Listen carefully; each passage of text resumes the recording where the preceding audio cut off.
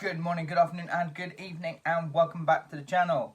Today I'm talking about Venom: Let There Be Carnage. So this is the sequel to the, I want to say it was 2018 Venom film. Picks up exactly where the first film left off. Eddie has the sort of exclusive interview with Woody Harrelson's Cletus. For some reason, Cletus is only interested in talking to Eddie. To get his story out there. Leads to a bit of a sort of confrontation between the both because Cletus doesn't feel that Eddie's actually given his side of the story. So Eddie gets all the credit for finding out where bodies are hidden, and Cletus is mad about it. And that's where Cletus obviously bites Eddie's hand, gets a little bit of the symbiote, and then becomes Carnage. A little bit of a change compared to the actual origin of Carnage, where Eddie is actually the cellmate of Cletus Kasady, and that's how they know each other. I don't actually mind the fact they've changed the history a little bit when it comes to Cletus. Now, Cletus is one of my favourite characters. I absolutely adore Carnage. I loved the fact that he was just so incredibly unhinged. Now, despite the, was it 1994 Amazing Spider-Man series that I did grow up with, even though that was very, very tame, you still got a sense that Carnage was unhinged. You know, he was out to just do a lot of violence towards people. And that was the difference between him and Eddie, where Eddie and Venom would go after Spider-Man. They wouldn't put people's lives at stake, whereas Carnage just didn't care about anything, and he would do anything to just do whatever he wanted. So, in terms of the film, I really, really, really wanted this film to be good. Woody Harrelson as Cletus was fantastic. I do actually quite like some of the sort of modern takes to Cletus Kasady. Gone is the sort of like the curly hair that he had in the comics, and he's got more of a, I don't even know what to call it. It's just like a sort of short hair with more like a buzz cut at the sides. Looked a little bit better. I loved the sort of like fire Hawaiian shirt that he wears throughout the majority of the film. That was very cool. Cletus as a character was done well enough. In terms of Eddie Brock Venom, again, it's a good enough progression from the first film. You have a symbiote living inside a person, and you're going to have confrontations. Despite the fact that at the end of the first film, they did come together. You know, they put aside the differences and saved the world. I don't really remember the ending to the first film. But here that they've got that kind of conflict again, to the point where, you know, Venom wants to call himself the Lethal Protector. Well, funny enough. Eddie's still pushing back, wanting to sort of rein him in with some rules. So again, it was that natural progression of the characters. I didn't mind that. I thought that was quite well done. So Andy Serkis, I think, was actually a really good choice of a director for the Venom sequel. He is incredibly talented when it comes to CGI characters, and I don't think there's anyone in Hollywood at the moment who has as much of a handle on CGI characters as Andy Serkis. You know, if there's someone that can put emotion into a character like that, it's him. So for him helming a Venom film, which is essentially about CGI characters, it's a very, very good choice. Other than that, the story progresses incredibly quickly, kind of to the detriment of the film itself.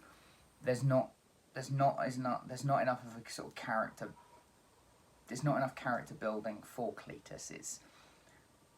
It's acted well for what was given.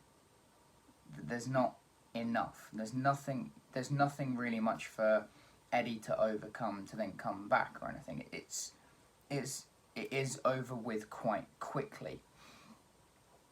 Again, don't get me wrong, The final fight scene at the church, really enjoyable. But like I said, it comes around just a little bit too quickly. And with the film being only 97 minutes, it really does feel like there is a lack of something in this film.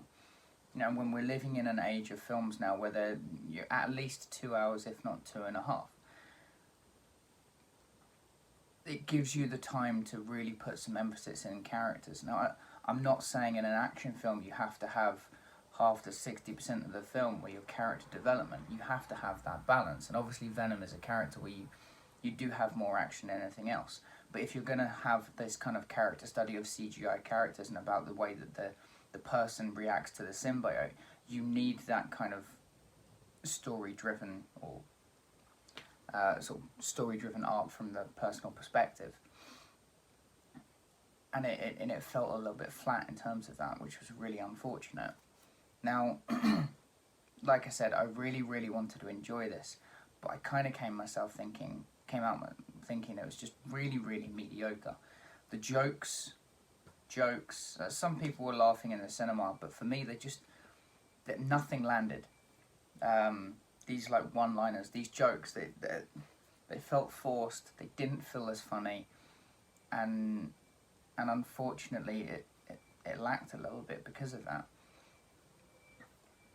So I hate to say it, but overall, it was kind of a disappointment. You know, when I'm wanting something that is more like that, you know, this is a character who is completely crazy, like goes over the top with his violence. He is carnage personified, and that was another thing that really felt lacking in the film as well. There was too many cuts away from the violent aspects of the film. I mean, this film is an R rating for America, 15 over here. So for that, you can actually get away with having some blood and violence. There was only one bit of blood in this entire film, and that was when Cletus bites Eddie's hand and draws blood and sees a little bit of blood and obviously ingests it to become Carnage. Now, when you are dealing with two characters as incredibly violent as Venom and Carnage, it makes absolutely no sense that there is no blood. And again, it was just another thing that was lacking. I mean, you have the ability to do it. It is an R rating, 15. You should be able to put this film in the same kind of category as Deadpool. Deadpool was incredibly violent, incredibly...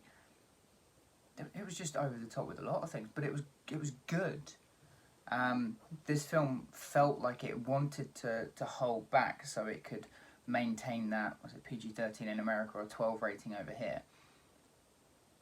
But it didn't do it enough to get that. So they should have just gone for that R rating and just gone, we're going to go for it. Why not? You know, let's show what Venom can be. You know, they did it with Wolverine. They've done it with Deadpool. Why can't they do this with Venom? You know, that they had the certificate there. It was there ready to go. And it felt like they held back. Like I said, the whole film felt like it was holding back with a lot of things. Like I said, only 97 minutes. And it's just such a shame. But I really hope that they can do better going forward.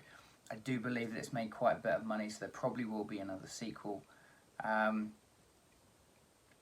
knows what the Venom franchise will be for Venom 3, considering the end credit sequence. I'm not going to spoil it for any of you guys who haven't seen it, but it does mean there is going to be a difference now for the Venom films. But guys, if you have seen Venom, Let There Be Carnage, let me know what you think about it down in the comments below. Please don't forget to like, share and subscribe, because that really, really does help me out. And I'll see you all in the next video.